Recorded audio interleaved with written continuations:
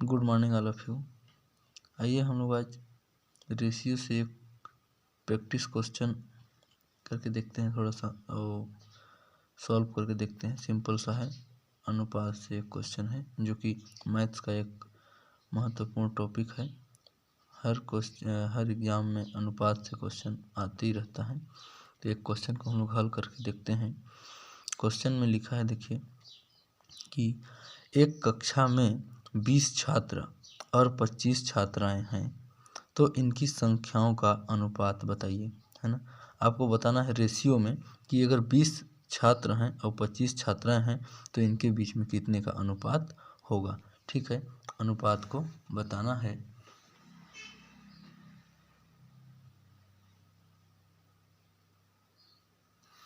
तो अनुपात को बताने के लिए हम लोग सबसे पहले क्या करेंगे, देखिए कि छात्रों का संख्या लिखेंगे, क्या, अनुपात बराबर छात्रों की संख्या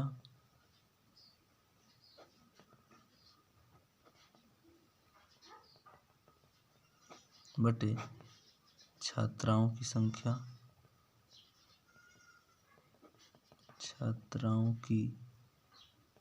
संख्या, है ना, बराबर छात्रों की संख्या कितना है 20, तो 20 लिखेंगे। छात्राओं की संख्या कितना है 25, तो 25 लिखेंगे, है ना। मतलब हम लोग इसको क्या लिख सकते हैं कि A अनुपात B बराबर 20 बटे 25 लिख सकते हैं। ठीक है, तो अब इसको हम लोग क्या करेंगे, कट करेंगे। क्या हो जाएगा, 5 के पहाड़े में 4 बार और 5 के पहाड़े में 5 बार बराबर क्या हो जाएगा, A रेशियो B बराबर 4:5। ये आपका रेशियो में आ जाएगा, है ना, ये ठीक है। अब अगर मान लीजिए हम लोग क्या करते हैं कि क्वेश्चन थोड़ा चेंज हो जाए, कि आपको दे दिया जाए एक कक्षा में क्वेश्चन को चेंज कर रहा हूँ, थोड़ा सा आपको समझने में आसानी होगा। क्या कि किसी कक्षा में के क्वेश्चन को चेंज कर रहा हूँ ना थोड़ा सा, किसी कक्षा में कुल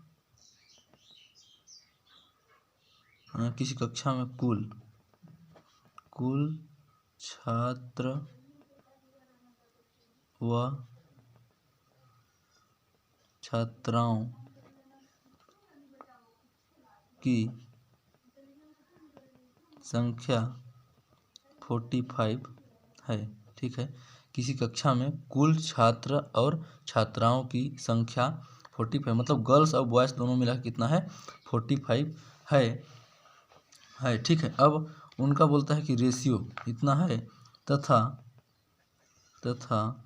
इनका अनुपात कितना में है 4:5, 4:5। ये वाला जो आया है उसी को रख देते हैं। ठीक है, इतना दिया है, तो बताइए अनुपात 4:5 है, तो बताइए क्या बताना है, बताइए छात्र और छात्रों की संख्या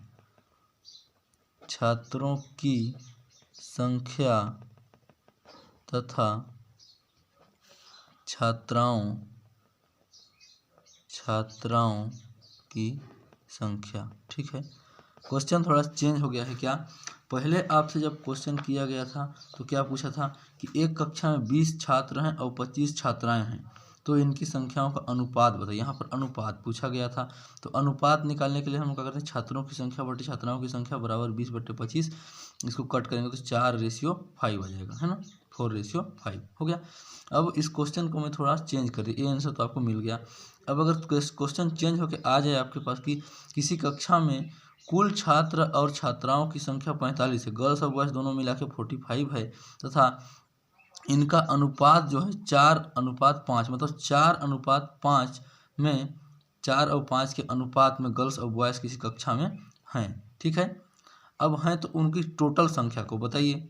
है, टोटल संख्या भी बता दिया है और अनुपात भी बता दिया है। तो हमको ये यहाँ पर नहीं पता है कि 45 में कितना बॉयज़ है और कितना गर्ल्स हैं, लेकिन हमको ये पता है कि 4 और 5 के रेशियो में दोनों हैं। ठीक है, तो हम लोग निकालना चाहेंगे कि कितने बॉयज़ कितने गर्ल्स हैं, तो वो कैसे निकलेगा। ठीक है, आइए निकाल के देखते हैं। ठीक है, सबसे पहले क्या करेंगे, माना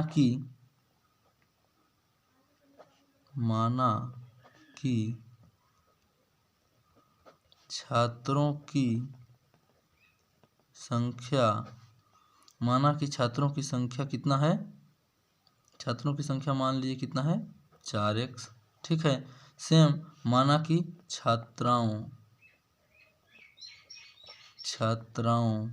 की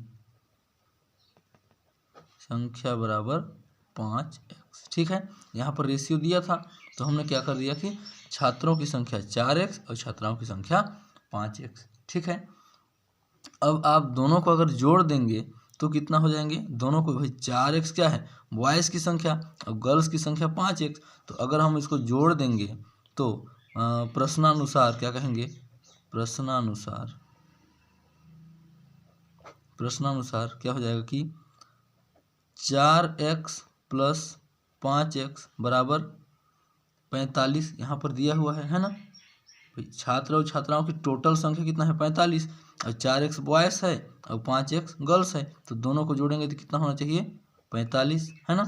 तो अगर इसको आगे हल करेंगे 4x प्लस 5x को दोनों को जोड़ देंगे तो क्या हो जाएगा, ये 9x बराबर 45। ठीक है, अब 9x ये क्या है मल्टीप्लाई में है, इक्वल के राइट हैंड साइड में जाएगा तो ये 9 क्या हो जाएगा डिवाइड में चला जाएगा। मतलब क्या हो जाएगा कि x इक्वल टू 45 अपान क्या हो जाएगा आपका 45 अपान क्या हो जाएगा 9।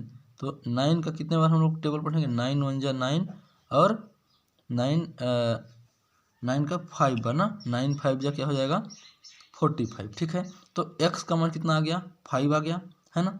तो x का मान जब 5 आ गया तो हम लोग इस वाले में फिर x का मान रखेंगे तो हमको पता चल जाएगा कि कितने बॉयज़ हैं और कितने गर्ल्स हैं, है ना। तो छात्रों की संख्या लिखेंगे क्या, छात्रों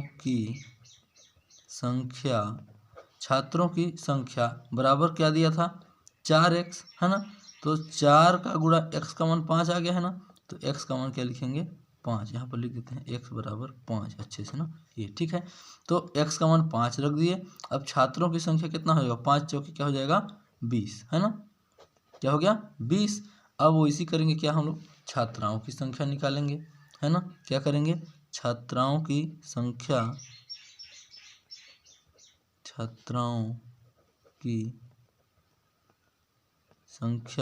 बराबर क्या हो जाएगा, छात्राओं की संख्या बराबर आपको क्या माने थे हम लोग, ये देखिए 5x ना, क्या 5x, ये देखिए छात्राओं की संख्या क्या है 5x है ना। तो हम लोग क्या लिखेंगे, छात्राओं की संख्या बराबर 5x हो गया। x का मान कितना 5 आया हुआ है ना, ये देखिए x का मान 5 आया हुआ है। तो हम लोग क्या करेंगे 5 का मल्टीप्लाई x का मान कितना आ गया है 5, तो 5 रखेंगे इक्वल टू 5 5 जो क्या हो जाएगा 25। तो गर्ल्स की संख्या कितना हो जाएगा 25, ये आपका आंसर हो जाएगा, है ना। तो ये 20 हो गया और ये 25 हो गया। ठीक है, तो इस टाइप से आप रेशियो वाला क्वेश्चन को सॉल्व कर सकते हैं। ठीक है, एक बार फिर से रिवीजन सिंपल से देख लेते हैं, बहुत फास्ट देखेंगे एकदम। कक्षा में 20 छात्र और 25 छात्राएं हैं, इनकी संख्याओं का अनुपात बताइए। हमको पहले अनुपात नहीं पता था, हमने अनुपात निकाला तो छात्रों की संख्या अनुपात छात्राओं की संख्या, तो 20 और 25 है ना, 20 अपान 25 या 20 रेशियो 25 कर सकते हैं। तो इसको जब कट करेंगे तो एक 5 के टेबल में 4 बार, 5 के टेबल में 5 बार हो गया, तो 4 रेशियो 5 है तुम्हारा, आपका आ गया क्या, ये आ गया रेशियो। ठीक है, अब इस रेशियो तो आपको आ गया। अगर क्वेश्चन को थोड़ा चेंज कर दिया जाए कि कुल छात्र छात्राओं की संख्या 45 तो है, ठीक है ना, और इनका अनुपात भी दिया है, लेकिन संख्या ये जो 20 और 25 है ना, इसको अगर क्वेश्चन में नहीं दिया है, आपको ज्ञात करना है, तो आप कैसे ज्ञात करेंगे। तो उसके लिए हम लोग हल करके देखें। यहाँ पर क्या माना कि छात्रों की संख्या कितना है 4x और छात्राओं की संख्या कितना है 5x। ठीक, तो प्रश्न अनुसार 4x plus 5x equal to क्या हो जाएगा 45। तो अब 45 ये दिया था ना पहले से, है ना, पहले से क्वेश्चन में दिया है ये, है ना, 45 क्या है पहले से क्वेश्चन में दिया हुआ है ना, तो 45 लिख दिए। अब 4x और 5x, तो x का मान हमको चाहिए पहले निकालना पड़ेगा, तो 4 और 5 को जोड़ देंगे तो क्या हो जाएगा 9x इक्वल टू 45, ठीक है।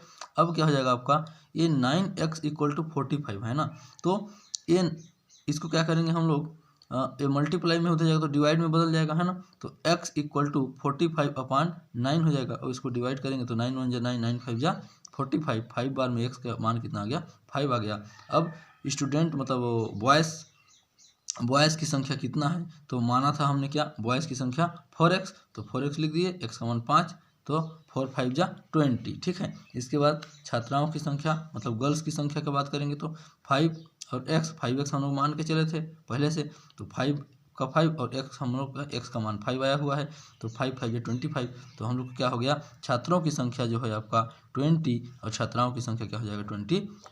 अब यही आपके क्वेश्चन में दिया हुआ था, है ना, यही चीज़ क्या था आपके क्वेश्चन में दिया हुआ था कि ये देखिए 20 छात्र हैं, 20 छात्र थे और 25 छात्राएँ थे, ठीक है। इस टाइप से आप इस टाइप के क्वेश्चन को हल कर सकते हैं, ठीक है। आई होप आपको समझ में आया होगा।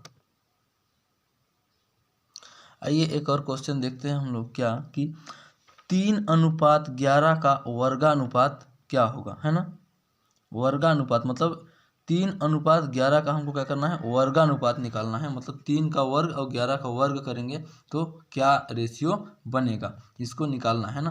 तो सबसे पहले तुमको आप लोग को क्या किया है दिया हुआ है, क्या दिया है 3:11, ये तो पहले से दिया हुआ है ना 3:11, तो इसको क्या करेंगे वर्गानुपात में करने के लिए हम लोग वर्ग का निशान लगाएंगे, क्या करेंगे चलिए करके देखते हैं, हल करके लिखेंगे 3 का वर्ग रेशियो 11 का वर्ग, है ना, ठीक है।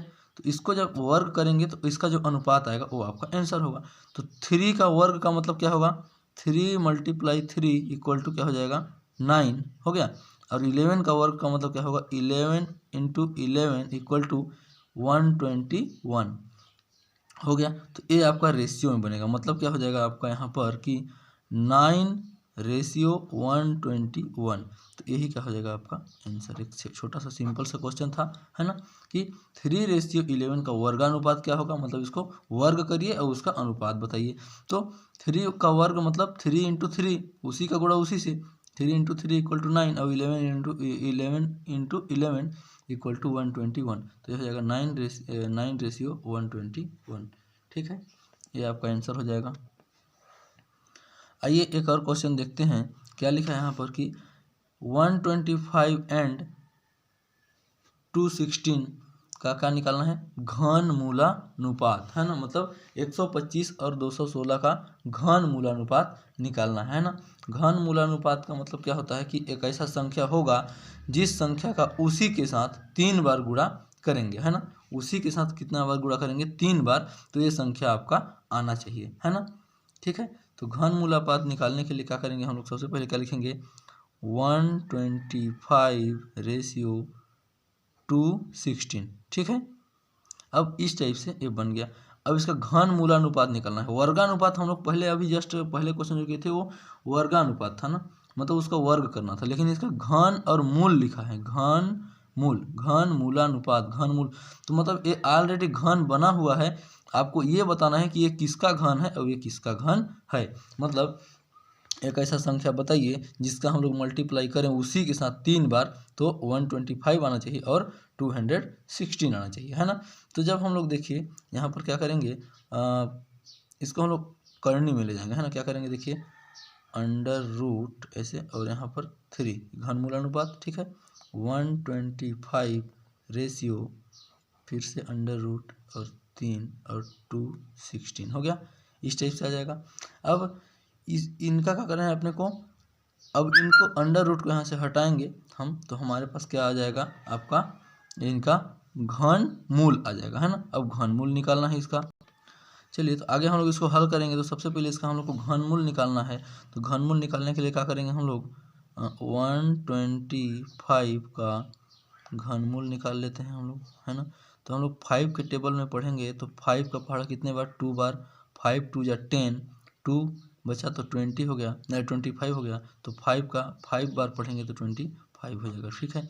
फिर 5 का 5 बार तो 25 और 5 का 1 बार, मतलब 5 का मल्टीप्लाई हम लोग उसी के साथ 3 बार करेंगे, मतलब 5 × 5 इक्वल टू 5 × 5 = 25, 5 × 125 हो जाएगा आपका ये आंसर। ठीक है, ये 125, तो यहाँ पर 125 लिखा है, तो इस 125 के बदले हम लोग अंडर रूट हटा के क्या लिख सकते हैं 5, मतलब जोड़ा बनाते हैं ना, तो इसके अंदर में ना वर्गमूल निकालना है तो 2 ठो का जोड़ा बनता है, लेकिन यहाँ पर क्या हमको घनमूल निकालना है तो 3 ठो का जोड़ा बनेगा, है ना। तो 3 ठो का तीनों का तीनों 3 ठो को क्या करेंगे अंडर रूट से बाहर ले जाएंगे, है ना, तो अंडर रूट खत्म हो जाएगा और ये 5 आपका इसका हो जाएगा। उसी प्रकार 216 का निकालते हैं, क्या करेंगे 216। ठीक है, चलिए 216 का निकालते हैं, क्या लिखेंगे 216 हो गया 216। तो इसमें हम लोग जब टेबल पढ़ेंगे तो कितने का ये जाएगा, इसमें घन का बात करेंगे तो 6 का, है ना, 6 का कितने बार 6 का पहाड़ा पढ़ेंगे, 6 का 3 बार, 3 6 × 18, 3 बचा 36 हो गया, है ना, तो 6 छक्का 36। ठीक है, फिर 6 का पहाड़ा पढ़ेंगे, 6 छक्का 36 और 6 एकम 6, तो यहाँ पर भी क्या बनता है 6 × 6 है ना, 6 × 6 × 6, मतलब ये भी अब इसका इक्वल करेंगे तो 6 छक्का 36, 36 छक्का 216, तो क्या हो जाएगा ये 216। तो यहाँ भी 3 का हम लोग क्या कम वो कर ले रहे हैं, 3 का एक समूह बन रहा है, तीनों को हम लोग अंडर रूट से बाहर निकाल रहे हैं, तो उस टाइम में क्या आ जा रहा है 6, है ना। तो जब ऐसे 6 आ गया तो इसका मतलब ये है कि आपका क्या हो जाएगा घनमूल की बात करेंगे, घनमूल की बात करेंगे तो क्या हो जाएगा घनमूल 125 के बदले हम लोग क्या लिख सकते हैं, चूँकि ये 125, इसके बदले हम लोग क्या लिख देंगे 5, है ना, ये 5 हो गया। और रेशियो है तो रेशियो, अब इसका हम लोग घनमूल निकाले तो कितना आया था 6 आया है, 6 अपना बाहर आ रहा है ना, तो यहाँ पर क्या हो जाएगा 6, तो आपको क्या हो जाएगा कि 125 और 200, तो हम लोग क्या लिख सकते हैं यहाँ पर सिंपल सा लिख सकते हैं कि 125 व 216 का घनमूलानुपात 125 और 216 का घनमूलानुपात बराबर 5:6 होगा।